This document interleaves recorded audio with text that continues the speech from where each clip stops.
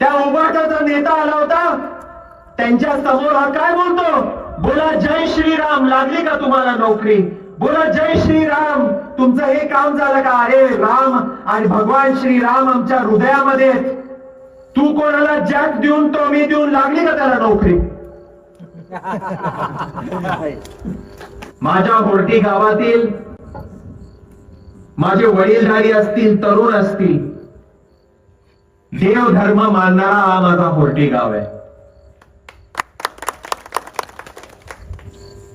मला तुम्हाला एकच प्रश्न विचारायचा आहे,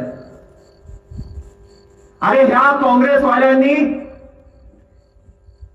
आपल्या देवाची, आपल्या रामाची हे टिंगल टवाळी करायची, हे मंदिर कधी बांधणार, हे कसे बांधणार आम्ही पण बघू.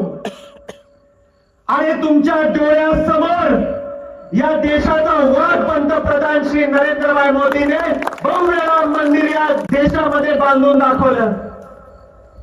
त्या हजारो कारसेवकांनी ज्यांनी आपलं आयुष्य या राम मंदिरासाठी अर्पण केलं, ते फक्त त्या दिवशी माझ्या रामाची मूर्ती जेव्हा त्या मंदिरामध्ये दिसली, आपल्या डोळ्यामध्ये जो अश्रू आला, तो अश्रू तुम्ही 7 तारखेला मतदान करताना तुम्ही विसरू नका.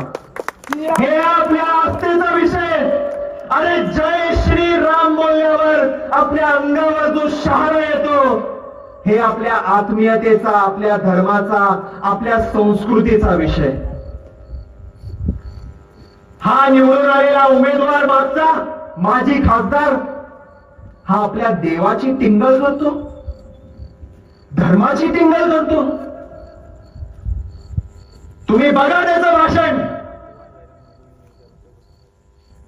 त्या उभाटाचा नेता आला होता, त्यांच्या समोर हा काय बोलतो, बोला जय श्रीराम, लागली का तुम्हाला नोकरी, बोला जय श्रीराम, तुमचं हे काम झालं का, अरे राम आणि भगवान श्रीराम आमच्या हृदयामध्ये, तू कोणाला जॅक देऊन टॉमी देऊन लागली का त्याला नोकरी. माझ्या धर्माबद्दल, देवाबद्दल बोलू नको. तुला जे राहुल गांधीचं हुजरेगिरी करायची आहे, त्याची नोकरी करायची आहे, तिथं जाऊन कर. हा धाराशिव जिल्हा, हे तुळजापूर तालुका आणि हे होर्टी गाव, हे नरेंद्रभाई मोदी आणि हिंदू धर्माला मानणारं गाव आहे. रामचंद्र की जय. मिलिंदजी पाटील साहेब आज व्यासपीठावर आहेत. मला साहेबांना विचारायचंय, साहेब हा विरोधी उमेदवार मागच्या वेळेस आपल्या आशीर्वादानं निवडून आला का नाही आला. त्यांनी मान्य केलं, मोदीची कृपा झाली. नाही नाही साहेब, असं नाही.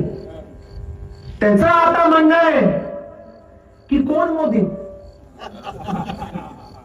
मी तर एवढा वर्ल्ड फेमस आहे, त्या डोनाल्ड ट्रम्पला पण मी मागे टाकेल. अरे तुझी लायकी काय.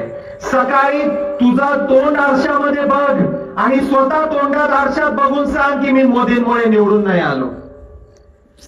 अरे ज्या पंतप्रधान श्री नरेंद्रभाई मोदींवर विश्वास ठेवत 2019 ला तुला निवडून पाठवलं, लोकसभेमध्ये जाऊन ह्यांचं पहिलं भाषण काय साहेब, मी निवडून आलो मोदींमुळे, आणि आज त्या मोदीजींची टिंगल टवाळी हा करतोय. आज म्हणतोय मोदीजींमुळे मी नाही निवडून आलो. मग तुझं तोंड बघून लोकांनी मतदान केलं.